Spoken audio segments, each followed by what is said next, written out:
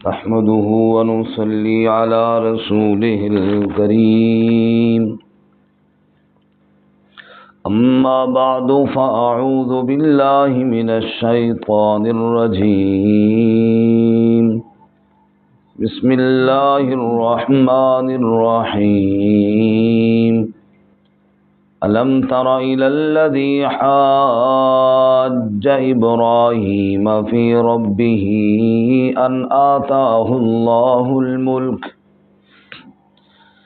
إذ قال إبراهيم ربي الذي يحيي ويميت قال أنا أحيي وأميت قال إبراهيم فإن الله يأتي بالشمس من المشرق فأت بها من المغرب فبهت الذي كفر والله لا يهدي القوم الظالمين سبحان ربك رب العزة عما يصفون وسلام على المرسلين والحمد لله رب العالمين اللهم صل على سيدنا ومولانا محمد وعلى آل سيدنا ومولانا محمد وعلى آله وأصحابه أجمعين.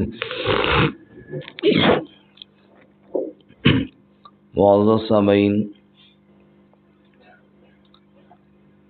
گزشتہ سبق میں ہم نے پڑھا اللہ ایمان والوں کا کارساز ہے، اللہ ایمان والوں کا دوست ہے، ان کو اندھیروں سے نکال کر نور کی طرف لے جاتا ہے، اور کافروں کے دوست طاغوت ہیں، شیاطین ہیں، جو ان کو نور سے نکال کر اندھیروں کی طرف لے جاتے ہیں۔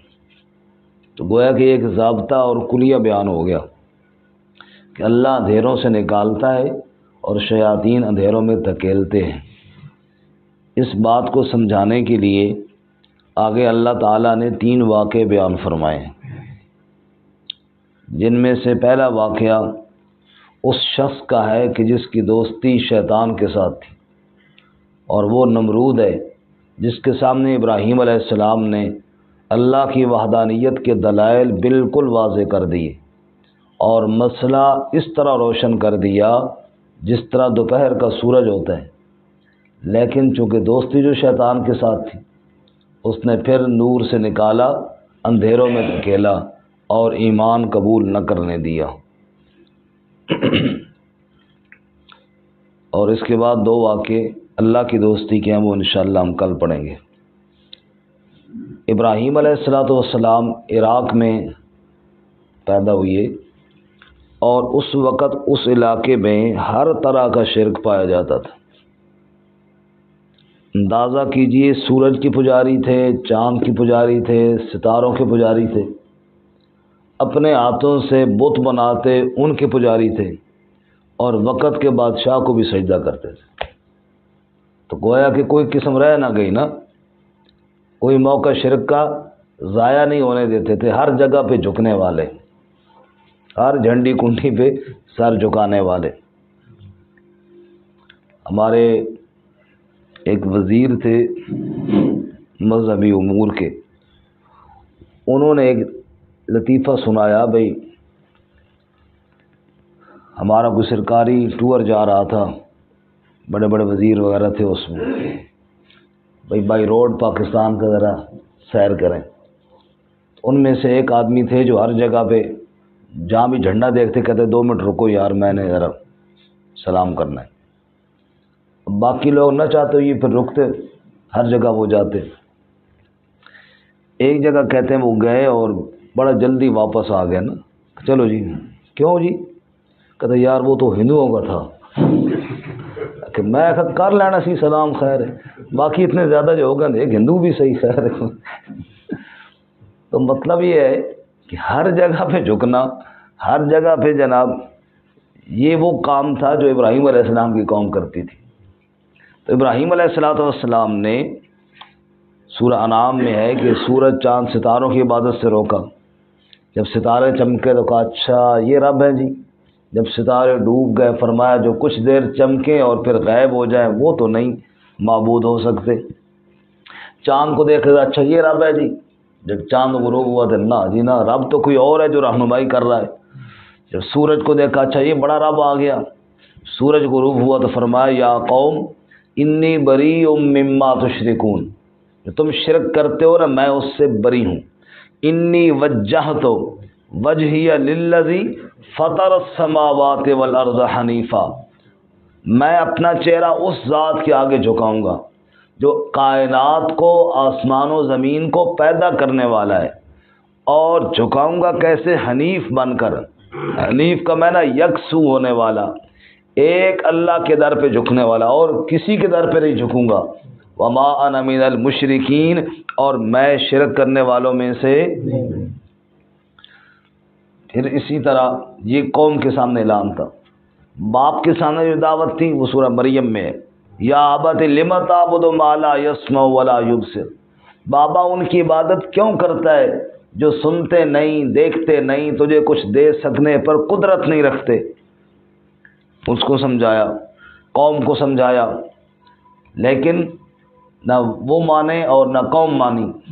تو پھر عملی طور پہ وہ کام کیا جس کا ذکر سورۃ الانبیاء میں ہے کہ پھر حضرت ابراہیم علیہ السلام موقع پا کر بت خانے میں گئے، ایک ایک بت کو توڑا اور انہیں سمجھایا کہ یہ کچھ نہیں کر سکتے. اگر کچھ کر سکتے ہوتے تو میں ابراہیم جو ان کو توڑ رہا ہوں تو یہ ضرور آگے مجھے کچھ نقصان پہنچاتے. بہرحال جب انہوں نے توڑا اور وہ قوم والے واپس آئے اور ان کو ٹوٹا ہوا دیکھا تو کہا یہ کس نے کیا ہے؟ ابراہیم نے کہا مجھ سے کیوں پوچھتے ہو، ان سے پوچھو نا کہ تمہیں کس نے پھینٹی لگائی ہے. اور پھر فرمایا جو مار کھانے کے بعد تمہیں بتا بھی نہ سکے کہ ہمیں کس نے مارا ہے وہ تمہارے مشکل کشاں ہیں. اف لکم ولما تعبدون من دون اللہ، افسوس ہے تم پر اور ان پر جن کی تم عبادت کرتے ہو اللہ کے علاوہ. جب یہ بات ابراہیم علیہ السلام نے کی تو وہاں سورۃ الانبیاء میں ہے قالوا حرقوہ، ان کا ابراہیم کو جلا دو اور اپنے الہوں کی مدد کرو، کیونکہ الہوں کو ہم نہیں سنبھالنا ہے، یہ تو ہمیں سنبھالنے سے رہے. ان کی مدد کرو اگر کچھ کر سکتے ہو. اب ابراہیم علیہ السلام کو جب متفقہ پوری قوم نے جلانے کا فیصلہ کیا، ظاہر بات ہے یہ اتنا بڑا کام حکومت کی اجازت کے بغیر تو نہیں ہو سکتا تھا. اس وقت جو بادشاہ تھا وہ نمرود خود بھی مشرک تھا اور مشرکین کی پشت پناہی کرنے والا بھی تھا. چنانچہ ابراہیم علیہ السلام کو جلانے کی اجازت لینے کے لیے نمرود کے پاس گئے اور نمرود نے ابراہیم علیہ السلام کو بلایا اور اس وقت جو بات چیت ہوئی وہ اللہ نے یہاں بیان فرمائی. اللہ فرماتے ہیں الم ترا، کیا آپ نے دیکھا نہیں، الی الذی، اس شخص کی طرف، حاج ابراہیم، جس نے جھگڑا کیا ابراہیم علیہ السلام سے، فی ربہ، ابراہیم کے رب کے بارے میں. فی ربہ جو ابراہیم کا رب تھا، یا فی ربہ اس نے اپنے رب کے بارے میں جھگڑا کیا. وہ میرا ابراہیم کا رب نہیں، اس بادشاہ کا رب بھی کون تھا؟ سب کا رب اللہ تعالیٰ تھا. اچھا جھگڑا کیوں کیا جی رب کے بارے میں؟ ان آتاہ اللہ الملک، اس لیے کہ اللہ نے اس کو ملک دیا، حکومت دی، اور ملک اور حکومت کے نشے میں اتنے تکبر کے اندر واقع ہوا کہ رب کے بارے میں جھگڑے شروع کر دیے. مال و پیسہ جب آ جائے پھر کوئی ہے جو اس کو صحیح استعمال کرتا ہے، ورنہ اکثر لوگ تو غرور میں مبتلا ہو جاتے ہیں. اللہ اس سے محفوظ فرمائے.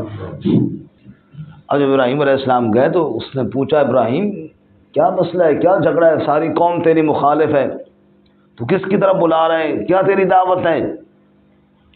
اذ قال ابراہیم، جب کہا ابراہیم علیہ السلام نے، ربی الذی یحیی و یمیت، میرا رب تو وہ ہے جو زندہ کرتا ہے اور موت دیتا ہے. زندگی اور موت کا مالک صرف کون ہے؟ اللہ. رسول اللہ صلی اللہ علیہ وسلم نے فرمایا افضل الجہاد کلمۃ حق عند سلطان جائر، بہت افضل جہاد یہ ہے ظالم حکمران کے سامنے بندہ کلمہ حق بیان کرے۔ اب وہ ظالم کافر مشرک اور اس کے سامنے ابراہیم علیہ السلام اللہ کی وحدانیت بیان کر کے کہتے ہیں ربی الذی یحیی و یمیت، میرا رب تو وہ ہے جو زندہ کرتا ہے اور موت دیتا ہے، ایک وہی ہے رب کی ذات جس کے ہاتھ ہے موت حیات، نہیں کوئی مالک رب کے سوا، لا الہ الا اللہ، میرا رب زندگی اور موت دیتا ہے۔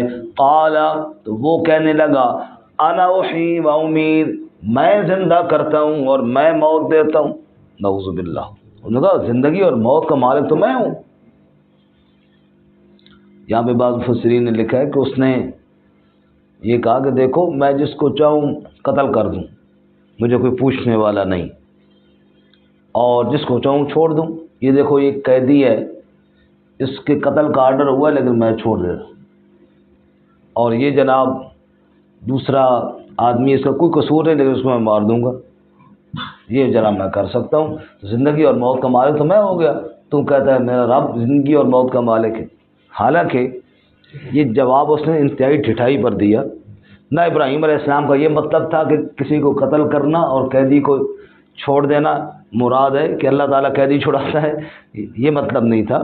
مطلب یہ ہے کہ زندگی اور موت کا مالک، بے جان میں جان ڈالنے والا اور جاندار کی جان کو نکالنے والا، یہ اللہ تعالیٰ ہے۔ لیکن جب اس نے ڈھٹائی سے کام لیا، ابراہیم علیہ السلام نے کہا چلو رب کی توحید کی ایک دلیل تو نہیں ہے نا، تجلی تیری ذات کی سو بسو ہے، جدھر دیکھتا ہوں ادھر تو ہی تو ہے، اور دلیل صحیح۔ اور جب حکیم صاحب دیکھتے ہیں، ڈاکٹر صاحب دیکھتے ہیں یہ گولی دی ہے اس نے اثر نہیں کیا، ذرا ہائی ڈوز دے دیتے ہیں چلو یہ نہ صحیح تو یہ صحیح، یہ اثر تو کرے گی نہیں، دیکھا مرض زیادہ ہے اور یہ والی دلیل اثر نہیں کر رہی۔ اب اگلی دلیل ایسی تھی کہ حیران کر کے رکھ دیا۔ قال ابراہیم، کہا ابراہیم علیہ السلام نے، فإن اللہ یأتی بالشمس من المشرق، پس بے شک اللہ تعالیٰ لاتا ہے سورج کو مشرق سے، فأت بہا من المغرب، پس تو لے آ اس کو مغرب سے۔ چلو اگر زندگی موت کا مالک ہے، چھوٹا جا کام کر ذرا آج، پھر آج سورج دوسری سائڈ سے ذرا طلوع کر کے دکھا۔ فبہت الذی کفر، ہکا بکا رہ گیا کافر، بہت حیران ہو گیا، کوئی جواب نہ دے سکا، دم بخود رہ گیا۔ فبہت الذی کفر، کافر حیران رہ گیا اور اس بات کا کوئی جواب اس کے پاس نہیں تھا۔ کہتے ہیں ایک علاقے میں کسی آدمی نے خدائی کا دعویٰ کیا، تو ہمارے